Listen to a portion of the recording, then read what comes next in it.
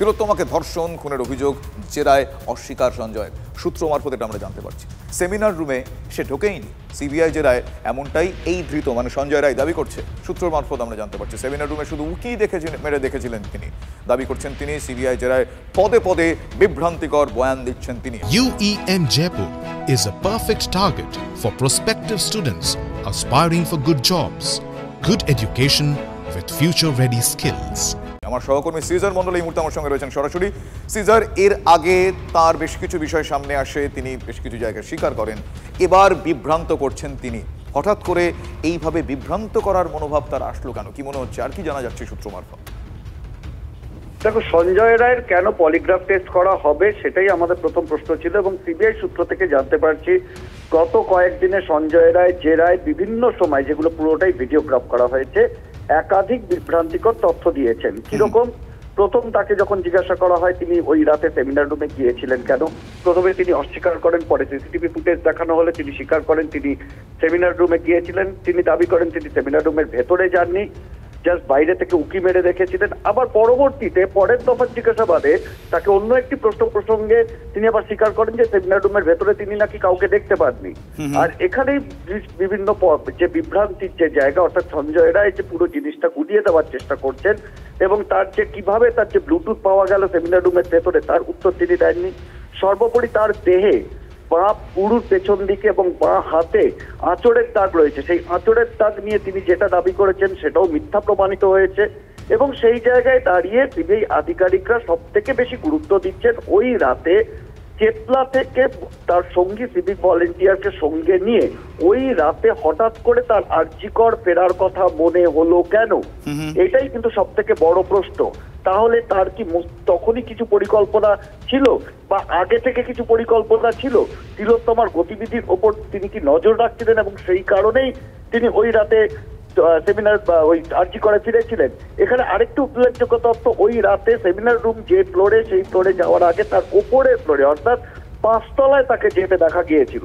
তাহলে কি তিনি জানতেন যে সেমিনার রুমে তিলোত্তমা বিশ্রাম নিচ্ছেন, এবং সেই কারণেই তিনি কোনোভাবে প্রথমে 5 তলায় যান, তারপরে 4 তলায় যান? এই প্রশ্নগুলোর উত্তর কোনোভাবে পাওয়া যাচ্ছে না, এবং সেই কারণেই তার পলিগ্রাফ টেস্ট করা হচ্ছে, এমনটাই সিবিআই সূত্র থেকে আমরা জানতে পারছি। ধন্যবাদ সিজার। এই ঘটনায় আরো বেশ কিছু প্রশ্ন এই মুহূর্তে গুরুত্বপূর্ণ। অন্যতম গুরুত্বপূর্ণ প্রশ্ন হচ্ছে সন্দীপ ঘোষ, তিনি এখন কোন পদে? স্বাস্থ্য ভবনের নির্দেশে ধোঁয়াশা আরো বাড়ছে। সন্দীপের ন্যাশনাল মেডিকেল কলেজে অধ্যক্ষ পদে বদলির নির্দেশ বাতিল করে দেয় স্বাস্থ্য ভবন। ন্যাশনালের অধ্যক্ষ পদ খুইয়ে অপসারিত অধ্যক্ষ সন্দীপ ঘোষের এই মুহূর্তের অবস্থান কি?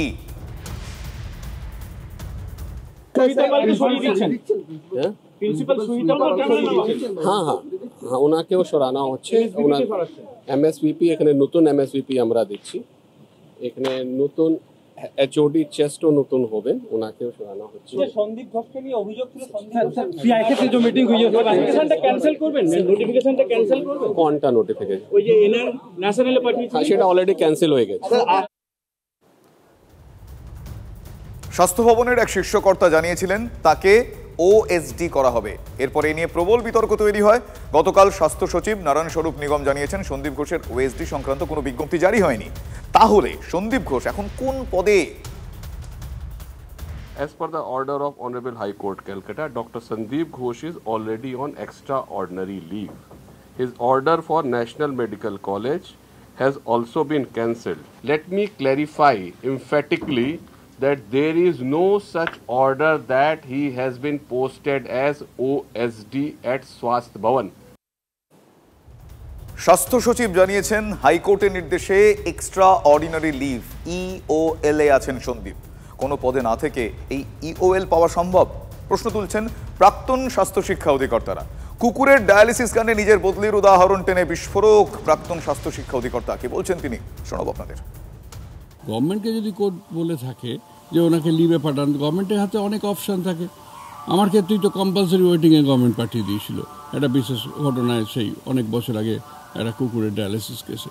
এখানে যখন সন্দীপ ঘোষের একদম ডাইরেক্ট ইনভলভমেন্ট দেখা যাচ্ছে এবং তাকে সিবিআই এনকোয়ারি করছে, এক্সট্রাঅর্ডিনারি লিভে গেছে সন্দীপ ঘোষ, তাহলে সন্দীপ ঘোষের প্রপার অ্যাপ্লাই করতে হবে কোনো একটা ডেজিগনেশন থেকে। একদম শূন্য আছে এরকম তো হয় না।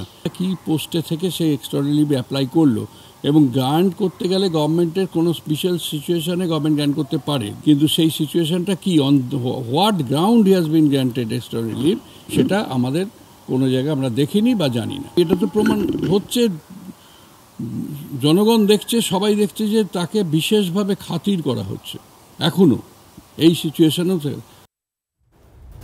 ন্যাশনালে অধ্যক্ষের পদ বাতিল হলে সন্দীপ কোন পদে তা স্পষ্ট হওয়া খুব জরুরি। ইওএল এ থাকাকালীন সন্দীপ ঘোষ কি বেতন পাবেন? কোন পদে থেকে ইওএল এর আবেদন করলেন সন্দীপ, কোন পদ সেটা? প্রশ্ন আরেক প্রাক্তন স্বাস্থ্য শিক্ষা অধিকর্তা সুশান্ত ব্যানার্জির।